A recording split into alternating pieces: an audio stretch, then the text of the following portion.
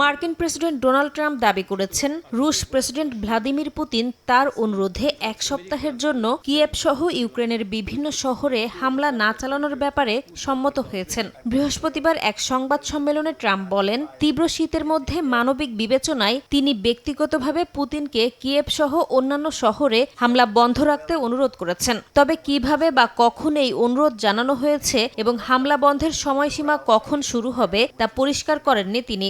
এমনকি এ বিষয়ে কোনো মন্তব্য করেনি ক্রেমলিনও। এদিকে স্থানীয় সময় বৃহস্পতিবারও ইউক্রেনের দক্ষিণাঞ্চলের জাপোরিঝিয়ায় রাশিয়ার ড্রোন হামলায় বেশ কয়েকজন হতাহত হয়েছেন। দেশটির জরুরি সেবা বিভাগ জানিয়েছে, ড্রোন হামলায় একটি আবাসিক ভবনে আগুন ধরে যায়। গোয়েন্দা তথ্য অনুযায়ী রাশিয়া আকাশপথে আরেকটি বড় আকারের হামলার প্রস্তুতি নিচ্ছে বলে দাবি করেছেন ইউক্রেনের প্রেসিডেন্ট ভলোদিমির জেলেনস্কি। রাশিয়ার যে কোনো হামলা শান্তি আলোচনাকে প্রশ্নবিদ্ধ করবে বলেও মন্তব্য করেন তিনি।